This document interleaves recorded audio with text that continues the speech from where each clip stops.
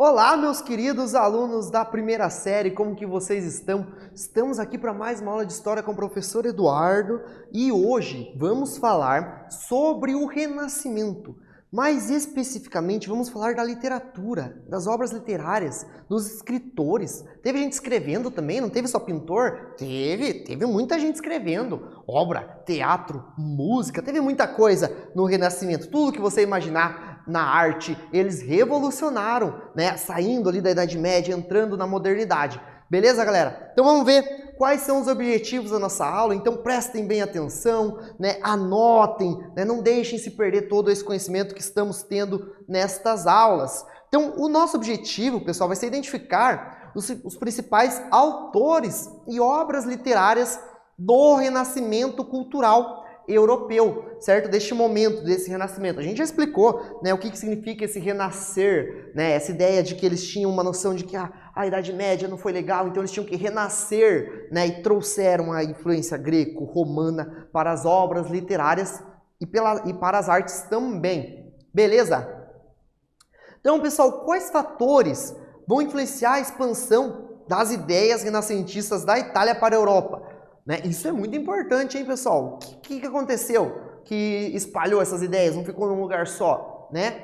E quem eram seus principais representantes lá na Itália? Os principais representantes do Renascimento na Itália, quem eram? Né? Aqui a gente tem uma imagem que já dá um pouquinho da resposta, se vocês lembrarem das últimas aulas que a gente viu, né? Já dá um pouquinho da resposta para vocês. Então vamos ver? Ó, o Renascimento, pessoal, ele vai se expandir a partir da Itália para Portugal, para a Espanha, para a Inglaterra, França, Holanda, Alemanha. E um dos fatores, né, entre os fatores, a gente vai ter uma coisa muito importante, pessoal. A divulgação das obras vai ser facilitada, né, pelo aperfeiçoamento da imprensa, certo? Então, com o aperfeiçoamento da imprensa, a gente vai ter essa produção em massa. Isso ajuda muito a literatura, né, pessoal? Imagina você ter todos os livros a manuscritos. Ou seja, escrever à mão todos os livros que vão ser produzidos, que a gente vai ver nessa aula. Não seria tão rápido, tão prático. Com a imprensa, pessoal, esses escritos, essas obras literárias vão se multiplicar por toda a Europa, né? E outra coisa que vai ajudar na expansão é a expansão marítima, né? Luso-espanhola e, consequentemente, descobertas de novas rotas comerciais. Né? Com novas rotas comerciais, mais gente se relacionando, mais troca cultural, né? Mais troca de conhecimento também, né, galera? Aqui a gente tem uma reportagem, né? Sonetos, tragédias e comédias de Shakespeare encantam o mundo. Né? Você já ouviu falar desse tal de Shakespeare, William Shakespeare? Né? E o que você sabe sobre sua obra literária? De que época ele é? Será que ele tem a ver com os renascentistas que a gente está vendo? Vamos ver durante essa aula, beleza, galera? Então, a partir do momento que a gente estuda as principais obras escritas do Renascimento, a gente consegue compreender e identificar por meio de uma linguagem literária o contexto histórico de passagem à modernidade, certo? Seus valores culturais, sociais, políticos, econômicos e religiosos.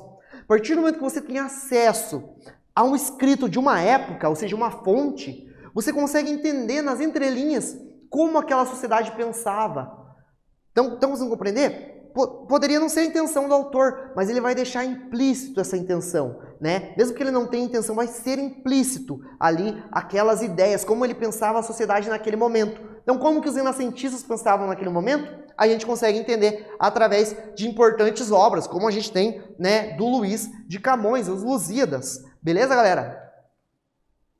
Então, pessoal, a literatura renascentista ela vai ser marcada por uma coisa muito interessante, que a gente já falou, a gente trabalhou esse conceito bastante, que é a ideia do antropocentrismo, o homem no centro. Agora, as histórias, pessoal, elas não vão ser sobre Deus, apenas sobre o paraíso, sobre o céu, sobre o inferno. Não, eles vão ter histórias românticas.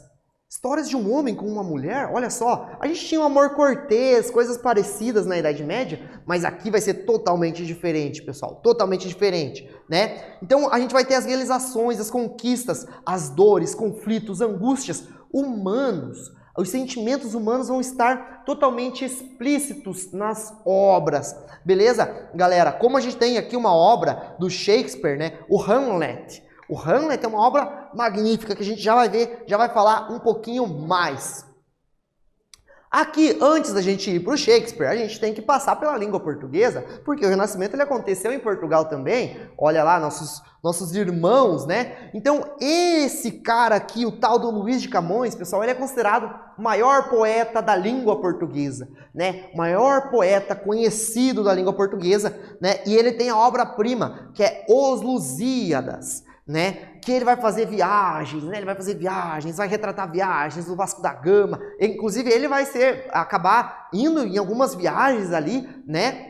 Também, e muitos poemas vão ser retratando essas viagens, falando sobre essas viagens, né? Então, poema em homenagem ao povo português, vai contar ali, né, as histórias do Vasco da Gama às Índias, né? E ele vai se inspirar tanto em suas longas viagens, também quanto nos escritos de autores gregos e latinos. Por quê? Porque a gente está falando do Renascimento. Onde que eles vão buscar conhecimento? Lá nos gregos e nos latinos, né? Lá nos gregos, escritos romanos, né? Latim era a língua oficial do Império Romano. Beleza, galera? Então, Camões aí é muito importante a gente saber que ele existiu. É um cara muito importante para a língua portuguesa, inclusive. Outro cara que é muito importante, pessoal, é o Miguel de Cervantes. Essa obra que ele fez, pessoal, foi uma das obras assim, ó. Teve período ali que era a Bíblia e era o Dom Quixote, que era essa obra, Dom Quixote de La Mancha, de tanto que ela foi republicada, pessoal, até hoje, né? Até hoje é um dos livros aí mais lidos no mundo, né? As histórias de Dom Quixote de La Mancha, né? Ele vai ironizar, pessoal, tantas ideias da cavalaria medieval, né? Da cultura medieval, né? Que vai ser cultivada pelo Dom Quixote, quanto o modo de vida burguês associado à figura do seu escudeiro Sancho Panza. Tenho certeza que vocês já ouviram falar de Dom Quixote e o Sancho Panza, pessoal. Então é muito conhecida esta obra. Beleza, galera? No caso, ele era castelhano, né? Da língua espanhola, beleza? Espanhol, né? E aqui uma atividade, pessoal. Ó, um dos elementos marcantes do poema de Luís de Camões, né? Está em relatar as viagens ultramarinas. Por quê, pessoal? Por qual motivo esse elemento estava tão presente em sua obra? O que explica isso? Por que ele fala de viagem ultramarina na época dele? O que está acontecendo no mundo? Eu não sei, mas vocês sabem, eu tenho certeza disso. Vou dar um tempinho para vocês e já voltamos.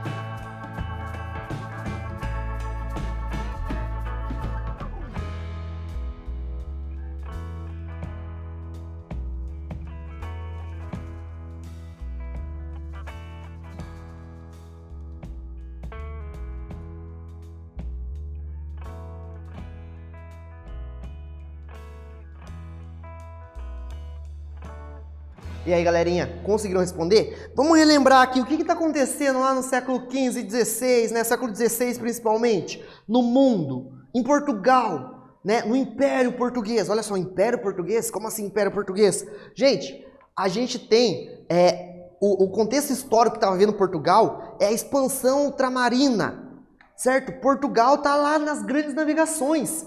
Então, ele vai se utilizar desse entusiasmo, né, para produzir as suas obras. Então, o contexto histórico em que Portugal estava vivendo no século XVI, com a expansão ultramarina, né, esse forte entusiasmo com as novas descobertas, vai influenciar as obras do nosso amiguinho Camões. Beleza, galera?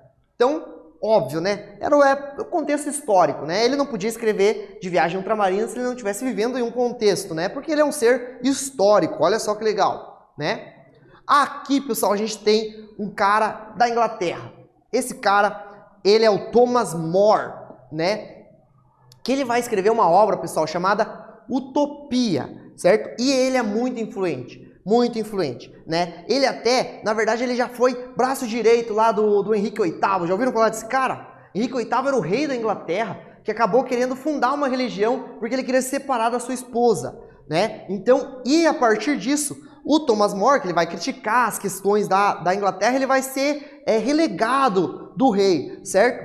E nesta obra, pessoal, Utopia, né, ele vai descrever, né, uma ilha imaginária habitada por uma sociedade justa e fraterna. Por que utopia, pessoal? Ele vai imaginar uma ilha perfeita. Uma ilha que não tem injustiça, em que o rei não é tirano, né? Justamente por conta do contexto inglês que ele vivia. Não sei se vocês lembram, mas desde o século XIII, mais ou menos, a gente tinha a Carta Magna lá na Inglaterra. O que era isso? O rei ele não podia ser um absolutista, mandar em tudo. Tem um parlamento. Mas o Henrique VIII, inclusive, ele tinha fundado uma religião, a religião anglicana, lá na Inglaterra, certo? Justamente para poder se separar. E todo mundo tinha que ser anglicano, não podia mais ser católico, né? Então, isso feria muitas coisas, segundo Thomas More. E ele vai fazer, né, essa utopia, essa ilha, né, perfeita, criticando as injustiças, os abusos, né, a cobiça, a intolerância, a irracionalidade observadas em sua época. Então, ele vai criticar, né, de uma forma sátira, até uma forma, né, fazendo uma sátira, o contexto que ele vivia, se utilizando de uma obra, né, de como seria esta vida, né, se fosse perfeito, se tudo funcionasse bem, beleza, galera? Outro cara que é muito importante, e esse era um parceiro ali do Thomas More, né, eles chegaram a ter relações ali, né, vai ser o teólogo e filósofo Erasmo de Roterdã, certo? Que ele vai fazer uma obra chamada Elogio à Loucura. Essa obra era mais ou menos assim, galera. Era como se ele, a loucura tivesse uma personificação e a loucura escrevesse esta obra, tá? E ele vai satirizar os abusos das doutrinas e práticas de corrupção da Igreja Católica, certo? Inclusive, o Erasmo de Roterdã, ele nunca foi protestante, certo? Ele não se converteu ao protestantismo de Lutero, mas ele era um crítico ferrenho à Igreja Católica, certo? E até a gente tem alguma relação ali entre Erasmo de Roterdã distante com o Lutero, certo? Mas eles estão vivendo na mesma época, pessoal. Aqui, ó, o elogio a loucura, 1509, a Reforma Protestante, que ano que foi? 1517. Então eles estão vivendo muito próximos, certo? Mas o Erasmo de Roterdã, mesmo permanecendo um teólogo, né, e filósofo católico, ele vai fazer esse elogio à loucura, satirizando muitas coisas que aconteciam na igreja. Inclusive, tem uma frase que ele fala assim, ele vai criticar as coisas que a igreja estava fazendo, ele vai falar que se todos os pedaços da cruz de Cristo que estão sendo vendidos fossem juntados em um lugar só, dava para montar uma arca de Noé, né? Ou seja, de tanto que eles estão vendendo pedaços de cruz de Cristo por aí. Então ele vai ser um crítico ferrenho, mas ele não vai aderir à Reforma Protestante, ele vai continuar católico, né? E ele defendia, pessoal, mesmo sendo católico, e isso é muito interessante a gente ver os humanistas, eles são humanistas, eles têm razão, eles pesquisam a sociedade, mas ainda são religiosos, eles não deixam a religião, né? Ele defendia a educação livre do controle religioso. Estão entendendo, pessoal? Essa ideia da liberdade mesmo. Muito bacana, uma obra muito interessante e de fácil acesso ainda hoje, o Elogio da Loucura do Roterdã. Aqui uma atividade para ver se a gente está pegando essa aula, pessoal. Ó, em Utopia, de Thomas More, ele escreve tal frase: um governante que vive solitariamente no luxo e nos prazeres, enquanto à sua volta todos vivem em meio ao sofrimento e lamentações, estará atuando antes como carcereiro do que como um rei. Uau! Carcereiro do que um rei? Né? O que ele quer dizer, pessoal? Qual a crítica a gente pode perceber nesse texto? Eu vou dar um tempinho para vocês e já voltamos.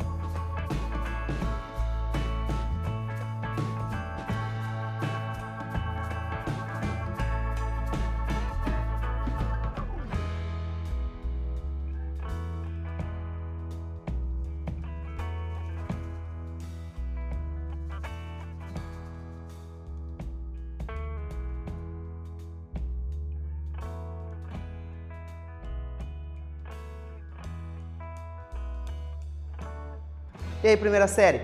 Conseguiram responder? Conseguiram analisar esse texto? O que ele está criticando? Que crítica é possível perceber, pessoal?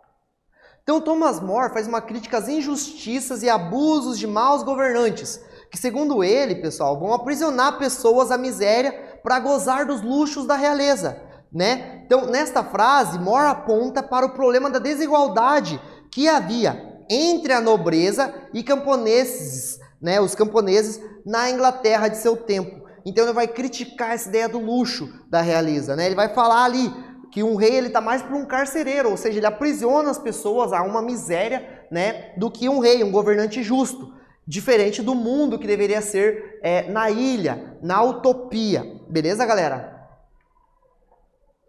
Aqui a gente tem um dos escritores, né, mais conhecidos, talvez o mais conhecido, né, e adorado por muitos, que é o William Shakespeare, né, esse autor inglês, né, que vai ser um dos maiores autores de peças teatrais do mundo, pessoal. E o Shakespeare ele vai inaugurar alguns elementos ali do teatro, tragédia, comédia, dramas históricos também, né, e muitos elementos ele vai inaugurar. Certo? Algumas palavras, inclusive, dizem que atribuem a invenção a Shakespeare. Olha só o tamanho do Shakespeare, né? Uma das tragédias, pessoal, e por que tragédias? Porque geralmente acaba em tragédia. Então não é um spoiler, vai acabar, vai ter uma tragédia, alguma coisa acontecer, né? A gente tem Romeu e Julieta, certo?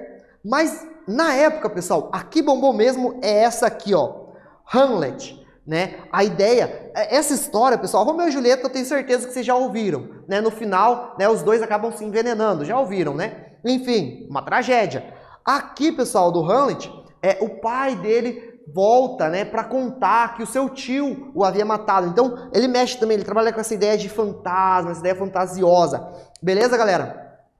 E aí a história vai se desenrolando, né, com essa ideia do pai se relacionando com o Hamlet. E na história o Hamlet, na verdade, ele é basicamente o personagem principal. O resto, todos os outros, são bem coadjuvantes na história. A gente também tem o Macbeth, né? E a comédia, Um Sonho de uma Noite de Verão, e alguns dramas históricos, como o do rei, né, Henrique VIII, galera. Então, por meio de seus personagens, né, pessoal, psicologicamente bem caracterizados, né, o dramaturgo inglês eles não colocam as questões de alcance universal e atemporais, certo? Então, as obras dele envolviam muitas pessoas porque traziam o sentimento humano, né? O que mais tinha de humano? Influência do quê, pessoal? Isso mesmo. Influência do humanismo, né? Então tem uma história semelhante à da burguesia londrina, né? No caso ele conseguiu riqueza e prestígio social, né? Terminando seus dias como um empresário de sucesso, né? Principalmente a partir dos 40 anos, beleza, galera? E ele valorizou a ordem estabelecida e representou o caos e a desordem como ameaças a ela. Diferentes, por exemplo, de Thomas More, de Erasmo de Roterdã, William Shakespeare, ele não vai ficar criticando, ele não vai ficar alfinetando toda hora a igreja, vai ficar alfinetando o Estado. Não, né? Enquanto Erasmo e outros vão ficar alfinetando, né, as instituições, William Shakespeare não, né? E ele tinha simpatia por uma monarquia forte e uma moral rígida. Então tá aí, né, é um dos elementos. Ele não ia ficar alfinetando justamente porque ele era simpático à ideia de uma monarquia forte, diferente dos outros escritores que a gente viu. Aqui, pessoal, a gente tem algumas obras, né? E muitas das obras eles vão ser readaptadas. A gente tem incontáveis versões de Romeu e Julieta, algumas adaptadas para televisão, cinema, história em quadrinhos, né? E ele vai, então, abordar esses temas universais, né? Essas paixões impossíveis, né? A tristeza humana, né? E propõe reflexões que continuam a despertar interesse e admiração até os dias de hoje, pessoal. Então tem muita coisa para a gente acompanhar do Shakespeare até os dias de hoje. Vamos para uma atividade rápida aqui, pessoal? Aqui a gente tem um quadro, certo? Então, a partir do que você aprendeu nessa aula, pessoal, complete, né, as suas obras de cada autor. Então, aqui a gente tem os autores, Luís de Camões, o de Cervantes, o Thomas More e o Shakespeare, e eu quero que vocês coloquem as obras de cada um. Vou dar um tempinho para vocês e já voltamos.